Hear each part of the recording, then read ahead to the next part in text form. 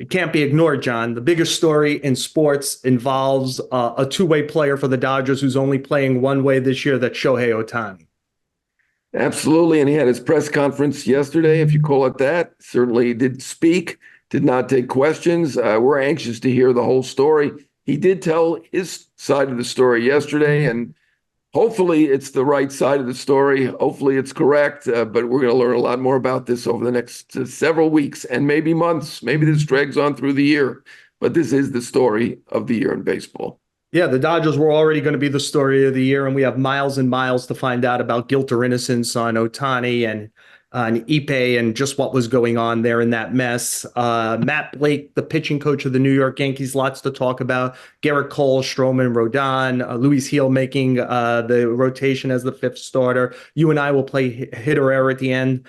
People might not like my error. I'm going to give it away right away. There's going to be an error, and I'm going to take on a couple of organizations and their behavior. That's if you stick with us on the show with Joel Sherman and Jon Heyman.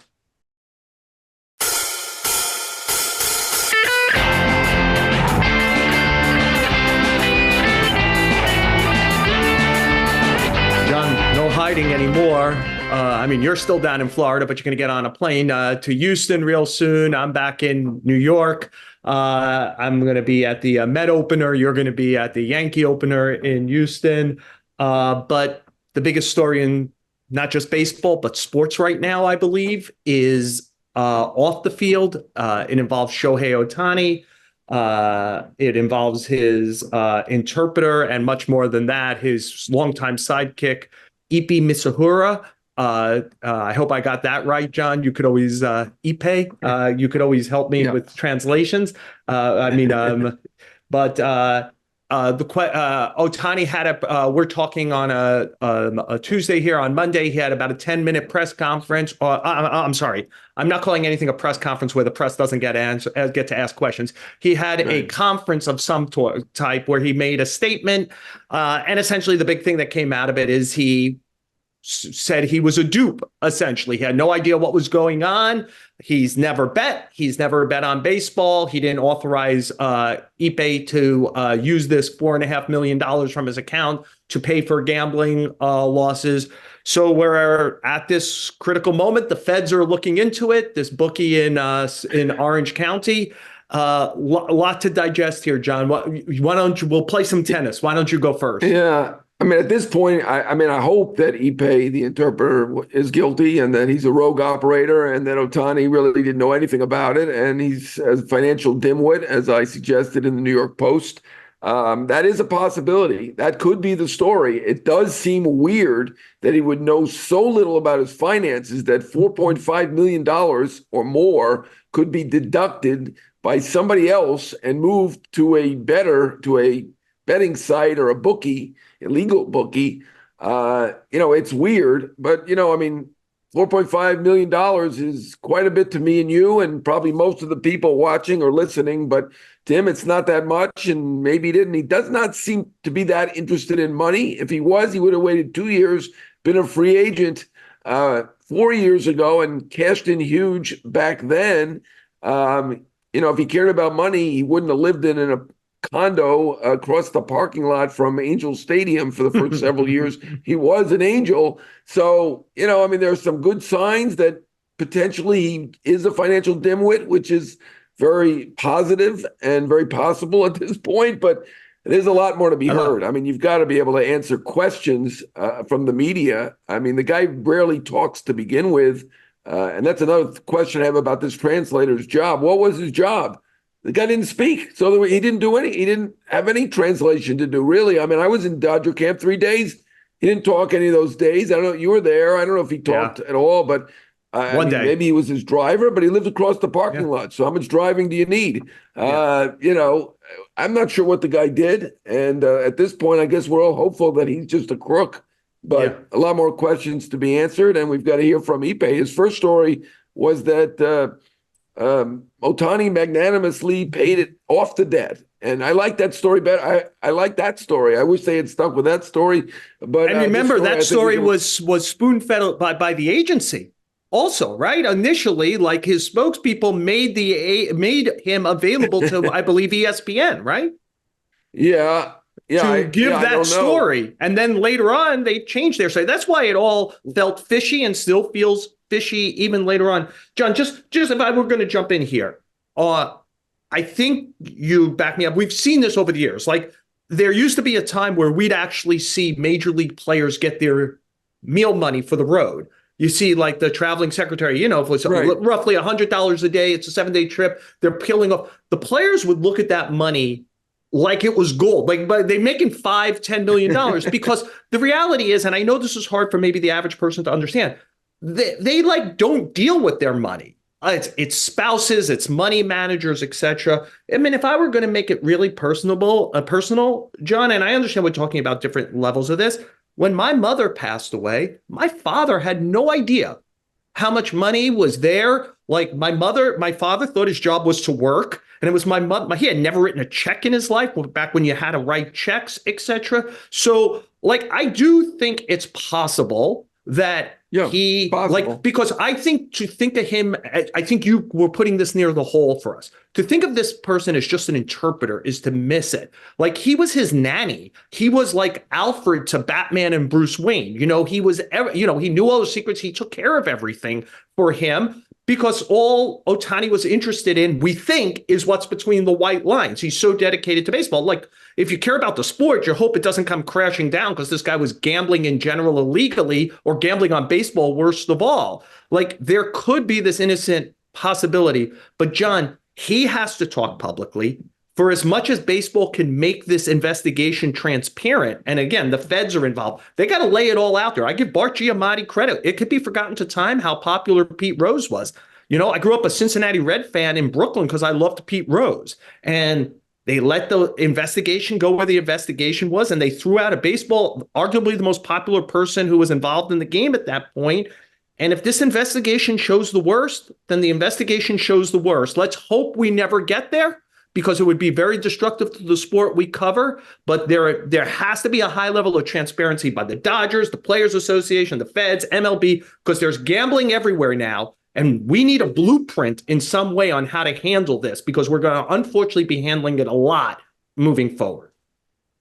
Yeah, that was big, obviously, but this would be a lot worse. This would be a lot bigger if Ohtani has some betting involvement. I mean, this is the best player in the game, Obviously, Judge Acuna, fantastic, but nobody else can be a great pitcher and a great hitter. He's the best player in the game. So this would be a lot worse for baseball if they did find out that he was the one betting, or that Ipe was betting on his behalf. A lot of questions to go. I mean, we talked about the money manager. Maybe he doesn't know anything about it, but the guy who's making, $70 million on the field and probably another $50 million or more off the field, he's got to have a money manager, right? Is the money manager not watching the account?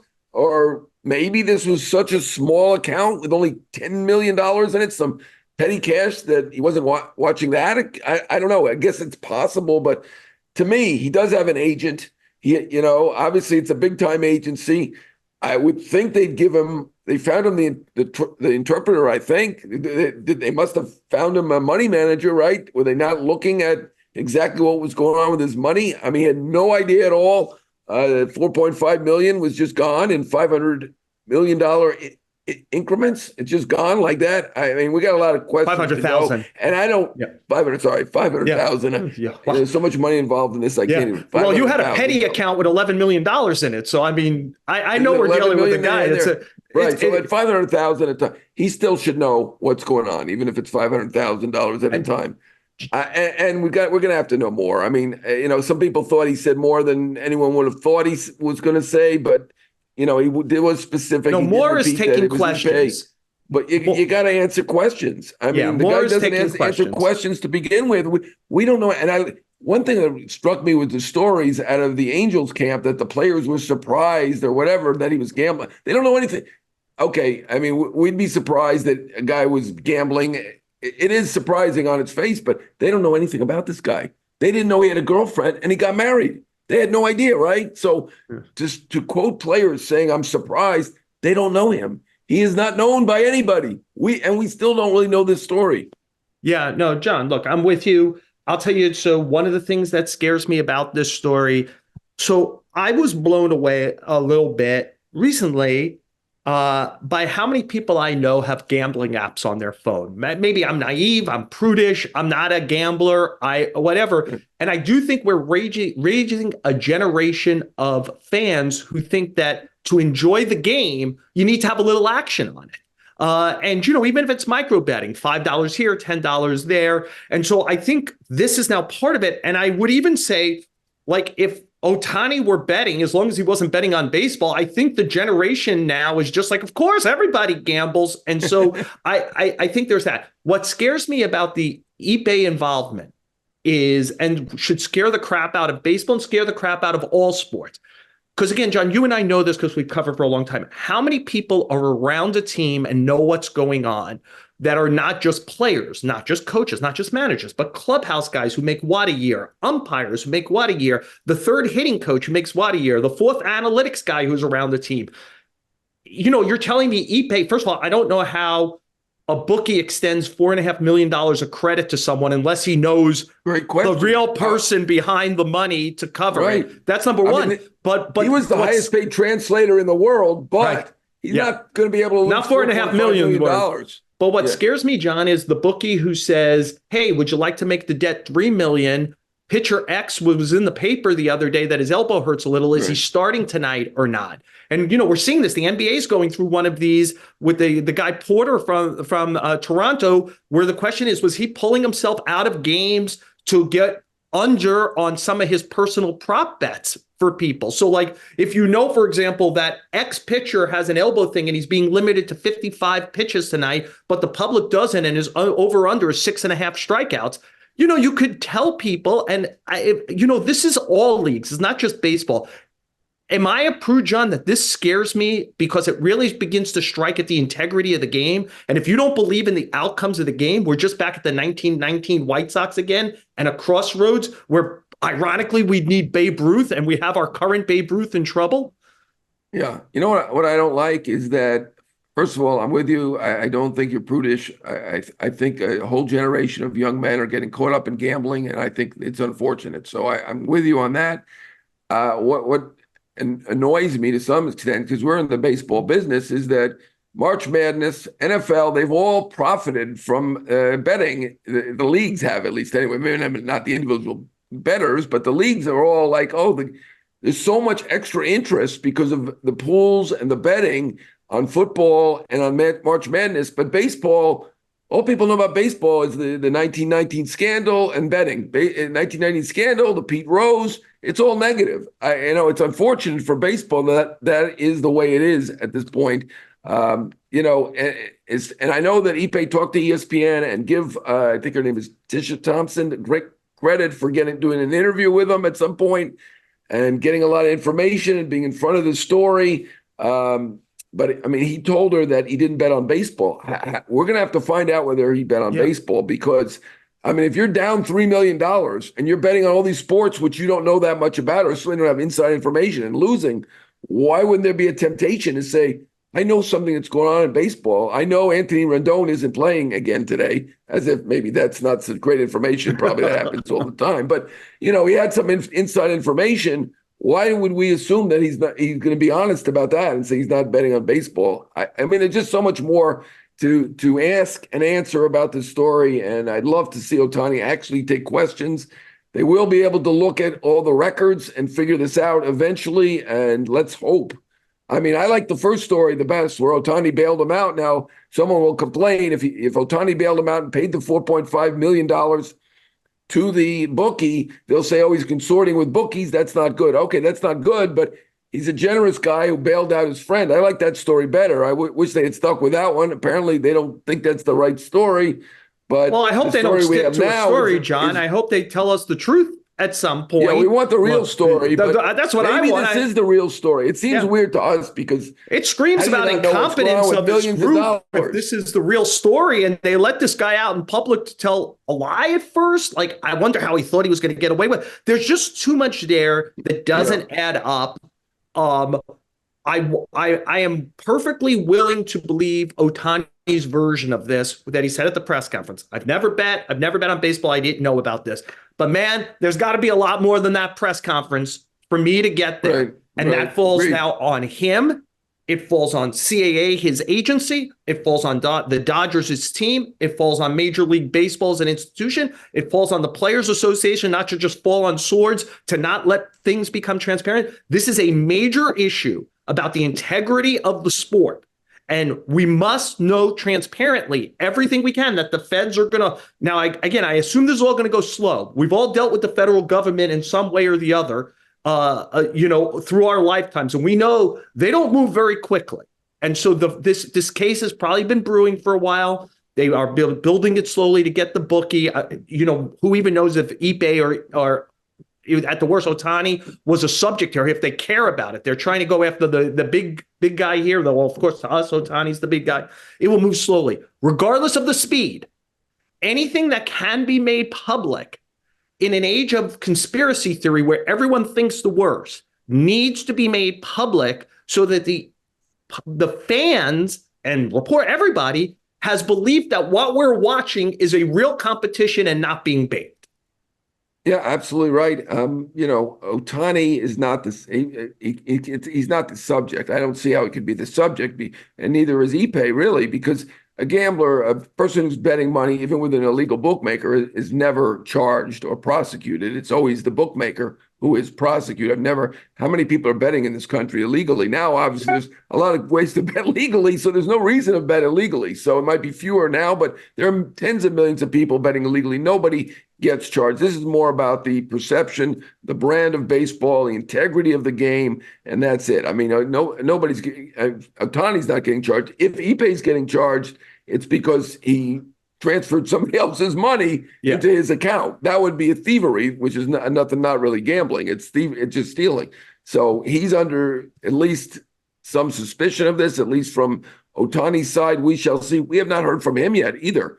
At some point, I think we're going to need to hear from him. So a lot to go on this story, and hopefully it is one of those two stories that, and I guess it's more likely to be the one that Ohtani told, which is that Ipe was a rogue operator who fell behind and paid off the debts with Ohtani's money. If that's the story, that's probably good for baseball, but I think Ohtani needs to get a better financial guy looking at his money, and he needs to choose his friends a little bit better than this.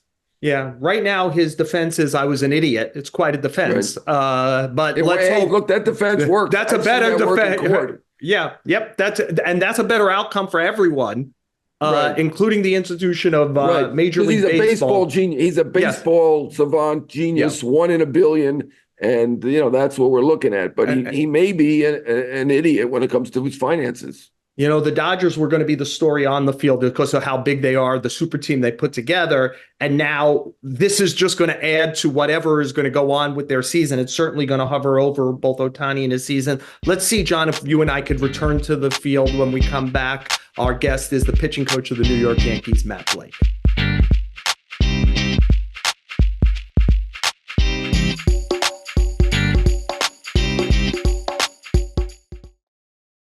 John and I are so pleased to be joined by the Yankee pitching coach, Matt Blake, who is speaking to us from Houston. The Yankees open their season on Thursday, 4-game series against the Astros. Then they move on to Arizona before returning home for their home opener against Toronto. And there's so many interesting things to ask about your pitching this season, but it's hard to just ignore the obvious. Gerrit Cole won the Cy Young Award last year. You could make a pretty good argument that he's the best pitcher in the sport, and you guys are going to be without him, I would assume, for about 2 months. Can you give us some idea of what he's dealing with now and what you think his progression back towards the majors looks like? Yeah, it's probably still a little early to know what the progression looks like, but obviously we're trying to just get him back to being symptom-free, which seems to be currently trending in that direction, and then it's going to be, I think we stated, like a 3 to 4 week, shutdown period for him, and then kind of build him back up. First couple of weeks will just kind of be some easy throwing just to make sure we're in a good spot, and then kind of a normal kind of on ramp from there, pending how things go early on. Just to follow up on Cole a little bit, since he is the best pitcher in baseball, I don't think it's arguable, but okay. When he was throwing in camp, He said that the recovery was different. It felt like the middle of the season. It didn't feel like spring training. But it was reportedly that it was reported that he was, the velocity was good and the command, things like that. Could you tell anything when he was, were you, I don't know if you were there because you're not, you can't be everywhere at all times. Yeah. But from what you saw, could you tell anything from him? And, is that a big issue that it's the recovery? He could tell that he wasn't 100% something with the recovery. Yeah, it was kind of one of those tweener ones for us where like his stuff, like the shapes, the command all looked good. Metrically, the pitch shapes were where we wanted him to be. The velo probably was in line with where we wanted the first outing, and then it was maybe a touch lower. And sometimes with Gerrit, like as we build the volume, he does a really good job of managing his intensity, so he kind of puts a governor on himself. And so I wasn't overly concerned about the velo not being at the top end while he kind of built it up his pitch count. But then, just some of the feedback, over the last 3-4 spring trainings, every now and again, early in camp, while we're building up the 2-inning live to the 3-inning live, or on kind of shorter turnarounds, just the way the schedule works out. So those are always kind of the ones where you're a little nervous about before we get onto the 5-day routine. And it was kind of in that period where it just wasn't quite bouncing back as quick as we hoped. And then it just, we got to a point where we were just like, all right, do we want to manage this, in the short term while we're building up, or get this, just kind of, looked at and make sure we know exactly what we're dealing with. And that's kind of where we did that. Matt, I got a dual question just again, because Cole is so big and important. The first thing I would want to ask is like just your level of confidence that rest and medicine and then like a spring training like buildup will bring him back. And then I'm sure we'll end up talking about a lot of these players as we go along. But how confident are you, if he does miss a couple of months, that you have the infrastructure in place right now to replace him with what you've got? Yeah, I think so. To answer that, like, are we confident in the infrastructure we have around him, the other players? Is that what the question was? Yeah. I want to take the first one. Like, what's your level of comfort and confidence that medicine/rest is getting him back? And then I guess part two is, if you do get him back, will you be in a pennant race because you believe in the group you have right now? Okay. Yeah, I think obviously we gather a lot of information in that kind of week and a half stint where we were like, in the information gathering stage, and it sounded like they felt pretty confident that we could avoid, obviously, the surgery route right now. And, obviously it's going to take some time to make sure we get symptom free and then kind of build from there. But sounded like Gerrit left the doctor's office pretty confident in that plan going forward. Obviously, it'll take it one step at a time. And then, I think I have as much faith in Gerrit knowing his body and understanding what the progression looks like, and to, really dominate the rehab progression. So I think we feel good about that. And it's just a matter, each time he picks up the ball, just getting inventory on how it feels, what it looks like, how he responds, and, kind of building each step. And then second to your question, yeah, I feel good about the group we have. And obviously, like, these guys got to pitch well, regardless of whether Gerrit's taking the ball every fifth day or not, for us to be competitive. So, obviously we come into the season with, Nestor taking the ball opening day now, Carlos in game 2, Stroman game 3, and Clark Schmidt game 4, with Luis Gil game 5, which has been a nice surprise for us in camp, just not knowing what we're going to get with Luis, coming off really 2 missed years. But felt like for him in particular, he took a big step forward with his strike throwing, and the velocity kind of returned back to what we knew him, and added some secondary options that maybe he didn't quite have before. So that was a really nice surprise. And then obviously it's those main 4 guys really holding their turn and give us a chance to win every night. With Rodon last year, was it health? Was it New York, or does he need to refine his stuff? And does he look like he's done that for this in this spring, and you feel confident that he's going to be back to his normal level of performance?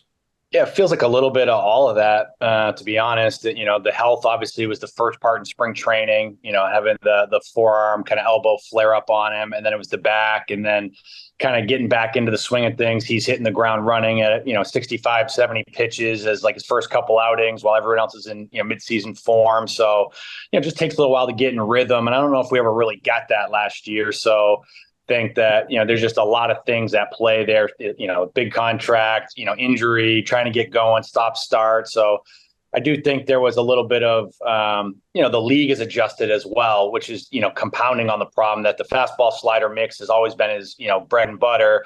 the league is adjusted to the fastball up. They know him. There's, archetype for who Carlos Rodon is that they kind of measure themselves against. And now it's time for him to continue to evolve. I think he's coming to camp in, a really good spot.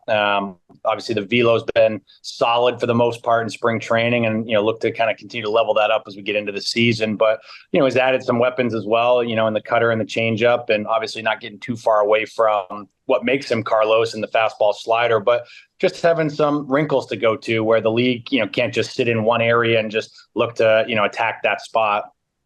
Matt, I really dislike combination questions, but I got one again because I think one leads into the other, which is, you had a pretty high profile incident with him at the end of last season where it kind of turned his back on you on the mound. So my dual question is, are you good with him? Is that relationship good? And do you this is your 5th year in New York. Do you think there are some people who just shouldn't play here? And does he fall into that bucket?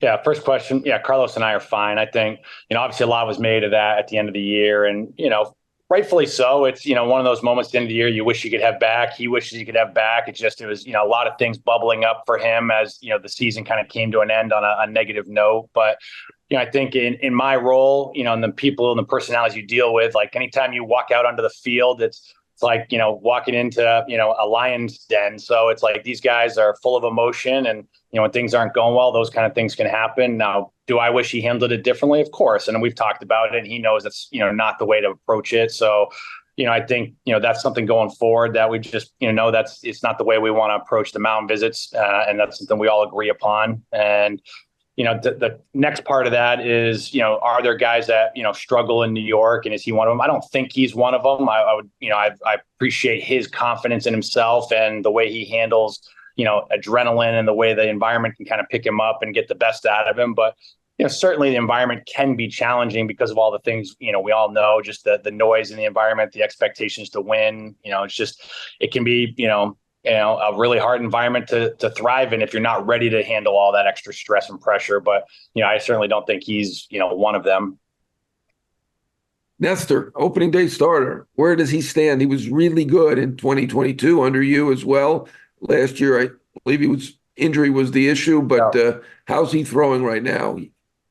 Yeah, I felt good about his camp overall. Obviously, last year, with the little bit of hamstring entering camp and then trying to play catch up, but, to get to the season, probably started behind the 8 ball a little bit and added stress to the shoulder that he was, continually fighting back from every outing, and just felt like the quality of work in between the outings was hard to get just because he was always trying to get back to, 100% for the next outing. And obviously the shoulder caught up to him about midway through. So I think we had a good off season. Just kind of, he got here early, just like Carlos, took care of his body, got his throwing program in check. Feels like the velo's back in a good spot. The shapes are in a good spot. Feels like he's responding to the volume increases throughout spring training. So I think the biggest thing for me with all these guys is, do they put themselves in a spot where they can get the work in to make sure they stay sharp and that the velocity and the shape stay the same? And I think he's in that spot right now. I have a feeling, Matt, we're probably going to work our way through this whole rotation here before we're all said and done. I found it interesting the last 2 days how great Stroman and Schmidt look. On the other hand, it's the last 2 days of spring training. It felt like the Pirates and the Mets were swinging in the parking lot to seem to get out of there. So let's deal with Schmidt, who I kind of find interesting. That was the Mets A lineup out there yesterday. I was with you down in Florida. Yeah. And I mean, he was really, I think even if the Mets were trying to go quick, it seems he was really good. Has he graduated to something? Because you mentioned you're going to have to rely on 4. 3 of them are former All-Stars. Schmidt is in his second full season as a starter. What is he to you right now? Yeah, I mean, I think he's capable of being a strong middle of the rotation starter for us, and not even looking at him as like the back end starter and, the guy that was young last year and sorting out how many innings he could handle. I think, his arsenal's continuing to evolve, looking to make some adjustments off of last year and handling left-handed hitters, getting a little bit more depth on the curveball, continuing to improve the cutter command, bringing the changeup back into play. So, these guys typically that don't have a true four-seamer, they kind of have to have a little bit of a kitchen sink approach to the lefties. But I think he does a nice job of kind of moving the ball around in different areas and getting to his strengths. But ultimately, it comes down to just commanding to the right areas against the lefties. And I think he's ready to take a step forward. I think last year was big for his confidence, and hopefully we can build on that. All right, we're going to hit everybody in the rotation. Marcus Stroman next. It seemed like the Yankees didn't really like him too much as a pitcher. A few years ago at the trade deadline, he went to the Mets. I think, from what I understand, people were saying he wanted to go to the Yankees even then. So, I mean, I guess it's a plus. He's a New Yorker, Yeah. wants to be in the Bronx. How is he throwing? How is he fitting in? Because he does have an interesting, quirky personality. Obviously, a very smart guy, went to Duke. Yeah. But how's he fitting in? How's he throwing? And what's your confidence level in him?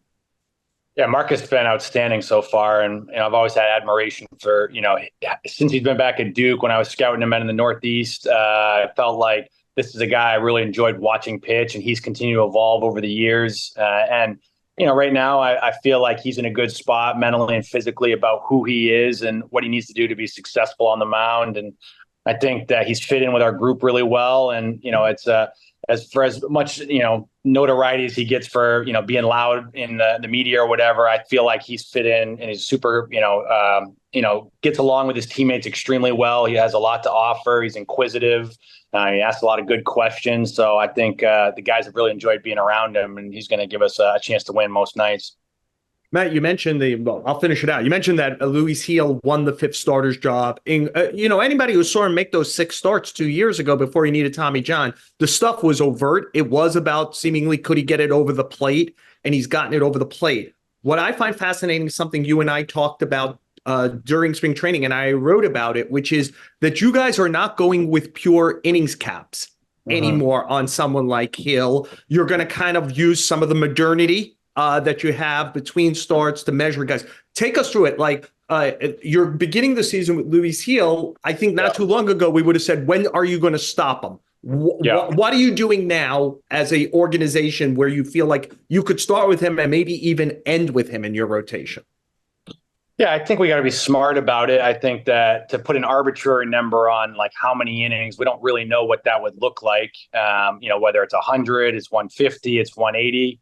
If he's in a conversation where we're getting to 150 to 180 innings out of him, something's gone extremely well for him throughout the year.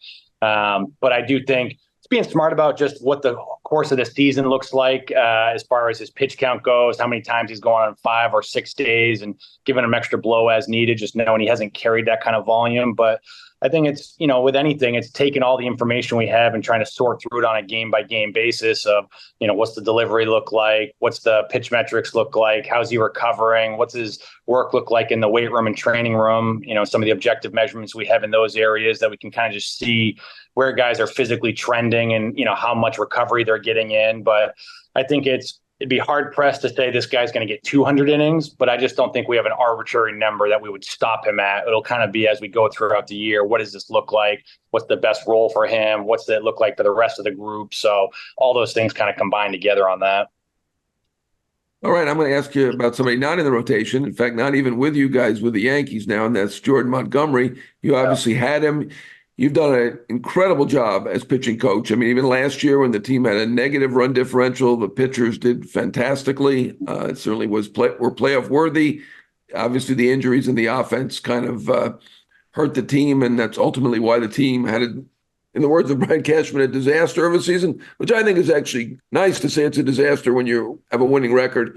What are your thoughts on Montgomery? I mean, we've heard that the Yankees are still in contact.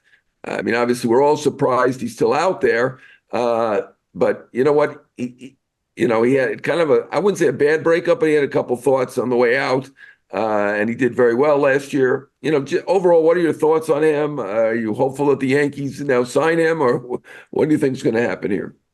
Yeah, I'm not sure how much I'm allowed to comment on where we're at with him or, even as a free agent. But I just with our time with Monty, I obviously really enjoyed having him around. The guys really liked Monty.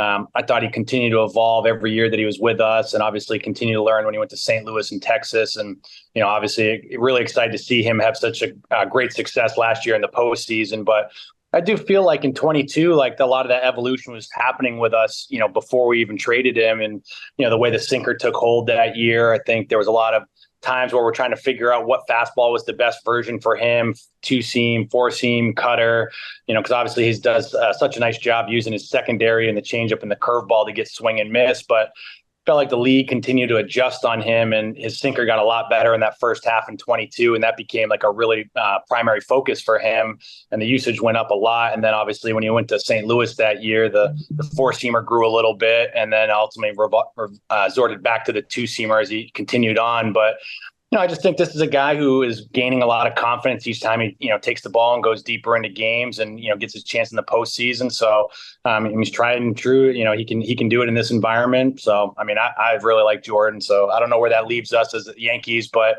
I look forward to seeing where he ends up.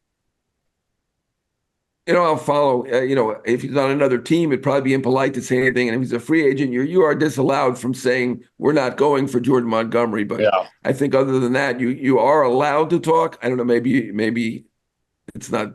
I don't know whether what the team thinks of that or what. But would you like to have him on the team?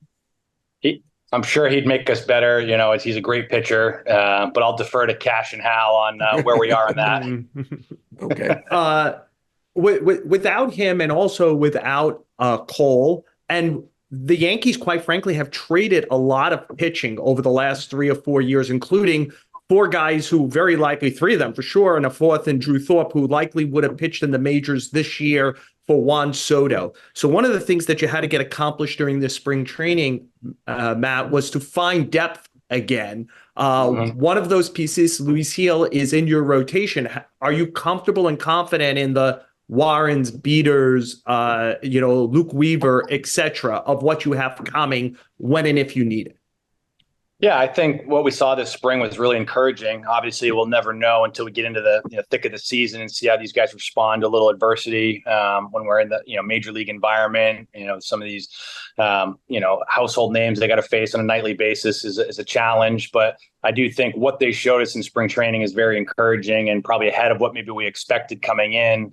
But obviously Luis Gil took the job. He had an outstanding spring. Will Warren put himself right in the thick of the race right down to the end. And obviously I think that's a guy that's going to help us in the near term. And, Clayton Beeter, obviously we think highly of. He traveled to Houston with us and, pending anything else happening would likely, start with us this week. But obviously all those guys have shown well in spring training. Luke Weaver's grown a lot. Obviously he's been a little bit of a swing role right now, whether it's a, 5th, 6th starter or the long guy in the pen, but made some nice adjustments from the end of last year into this year. And I feel like all those guys, have been competitive, and it's just a matter of finding the right role for them and the balance amongst our 13 pitchers to get outs every night. The Yankees don't have Rivera anymore, obviously, in that bullpen, or Wetland, or Nelson, Mendoza, all the great bullpens that they had in their championship years. But you've done a great job with the bullpen. Obviously, Yankees have been really good out of the pen without the big names. How do you feel about the group this year? To me, I'm not a scout, but to me, Loaiza's stuff looks incredible. He looks like he could be a superstar, but, what do you think about Loaiza, Holmes, and the rest of that group that you have right now? Yeah, obviously Holmes and Loaiza are kind of the 2 main names that people know here. I think Ian Hamilton's kind of putting himself in that mix.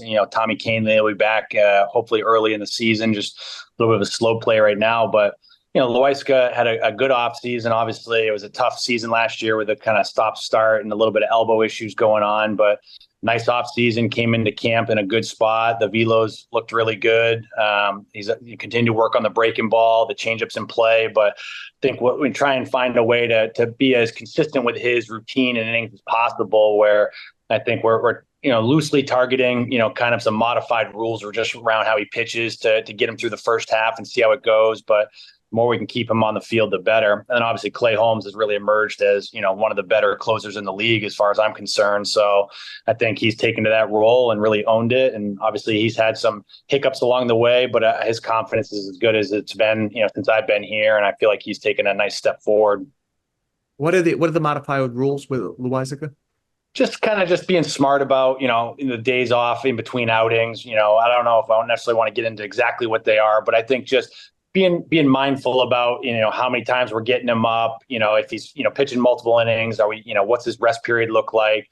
I wouldn't say it's too dissimilar from how we handled King last year, but at the same time, maybe not as much length as, maybe we got from King at times where he was in the 50, 55 pitch range, maybe a little more modified version of that. Matt, as a way to close up here, I want to stick in the bullpen a little. Yeah. This is, I believe, your fifth year as pitching coach. Yep. I know it's not a one-man job, but the run prevention has been terrific in your 5 years doing this. And one of them is, you mentioned names like Clay Holmes wasn't very good with Pittsburgh. Jonathan Weiziga, I believe, was released by the Giants. Wandy Peralta was decent, but never great any place else. Ian Hamilton was like a 5 ERA guy with the White Sox. You've kind of seemed like maybe you found something with Nick Birdie this spring. Why are you guys good at this? Identifying it, refining it, and getting stuff out of it in a pretty tough place to pitch. Yeah, I think you kind of nailed it there. It's definitely a collaborative effort, and I think that's something that we've done really well as a group. And getting a lot of people involved in this process. It's not just myself or Mike Harkey or Desi Druschel that basically, as the major league environment is helping get these guys, but it's the player acquisition from the pro scouting and analytics side. It's obviously the player development group, funneling players up to us. But I think we do a good job of identifying some things that guys maybe do well, even though the surface level statistics suggest they haven't been pitching at a high, level. And I think just get these guys to understand who they are and buy in and commit to, what they're really good at. And then, kind of put some, blinders on about the other stuff and not worry about the environment and the expectations, but like just grow into the role that you're given. And, like last year, Ian Hamilton would start to get some high leverage spots. And I said, just believe that this is who you're supposed to be. Like, this is what you are evolving into, and you're going to get a lot more of these opportunities. Don't be surprised by it. And these guys, like, credit to him, he just takes it and doesn't look back. Yeah. Look, in your job, you have to learn how to be a master ad-libber, right? 6 weeks ago, we thought opening day was going to be Verlander Cole. Instead, on Thursday, we're going to have it's Valdez and Cortes, still two pretty good lefties who will be out there. We know before it's all said and done, you'll probably have to use 20, 30 arms. But Matt, you've shown over the years you could figure it out. John and I do appreciate you joining us on the show. Yeah, no, thank you. Thank you for having me on. We, of course, thank Matt Blake for joining us. John, we're about to start a major league season for the last time in spring training. Hit or error? My hit is the New York Mets. They went out of their way and spent good money on JD Martinez, an excellent DH with a 133 OPS plus career-wise. And Pete Alonso now has that hitter behind him. We've talked about this on this podcast, I don't know, probably 50 times, probably too much. This was the move for the Mets to make, so I give the Mets and Steve Cohen, who foots the bill, the plus, the hit today. It was not cheap. I mean, it's $12 million, but it's deferred, so it's $10 million something, plus the tax of $11 million. So $21 million for a DH who, if he has another career season like he had last year, is basically a two-WAR player. Could give them 2 extra wins, could put them in the playoffs. I think it's going to be a good fight in the National League. I think they understand that. They're right in the thick of it, looks like on paper. So good move by the Mets, and happy to see them spend the money and get the job done. John, I think you didn't like how many hits I had in a row, so I'm gonna kind of become me again. I got an error this week, and it's to the Astros, the Yankees, to some degree the Mets, and the institution of Major League Baseball and the Players Association. John, you're still in Florida. You should be in Houston. There's a workout tomorrow.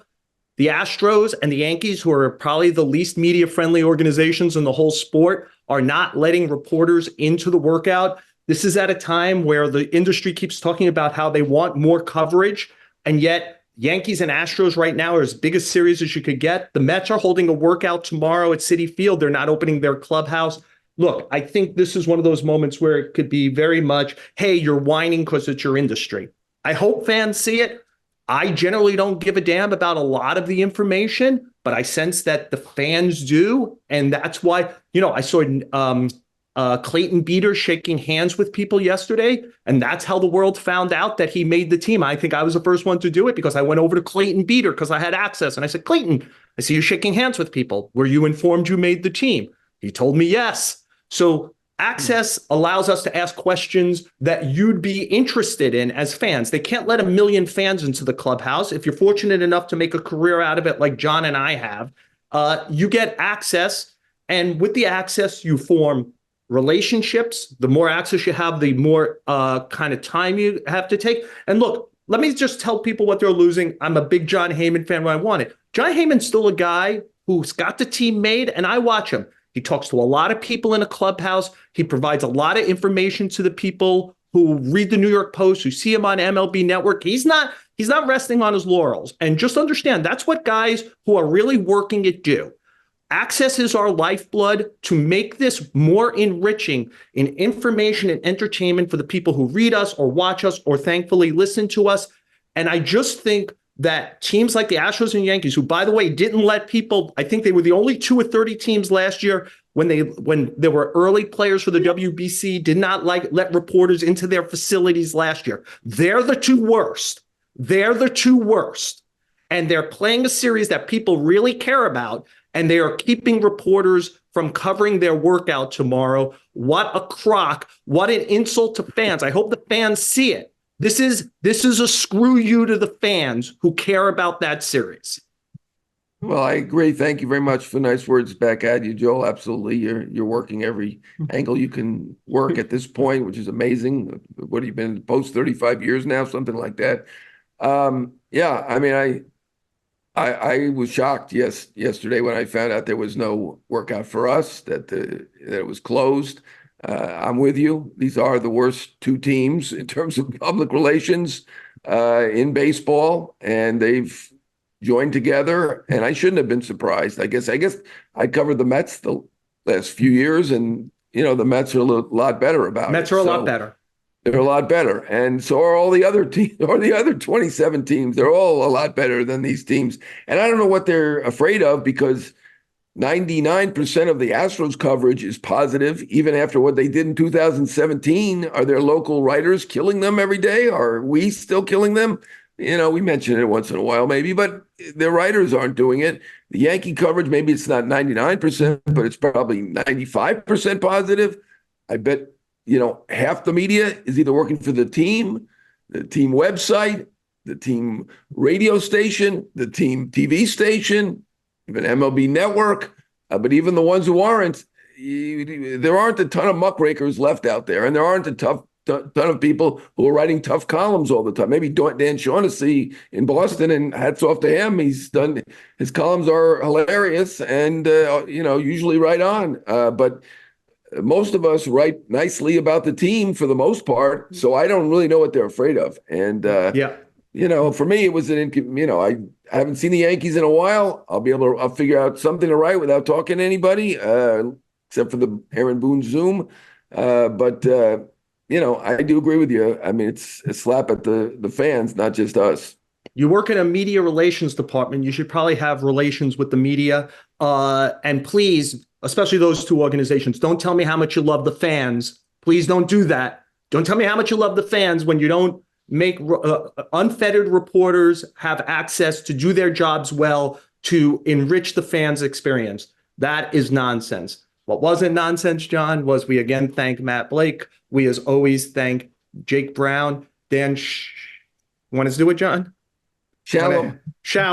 Dan Shalom. Shalom. Our producers, it was going to take me at least 12 shows. Anybody who is a bettor who has it on FanDuel, the over-under was 12 and a half shows. I'm sure I'll get it right at some point. 5 more to go. Yes, the New York Post YouTube page. Please go to it. Check out the show. Apple, Spotify, wherever you listen to our show. Give us a 5-star rating. Send us some comments. We really do appreciate it. And John, next time we get together, man, we're going to have regular season. Though I guess the opener at Citi Field might get rained out, but we got a whole weekend of baseball before you and I reconvene on the show with Joel Sherman and Jon Heyman.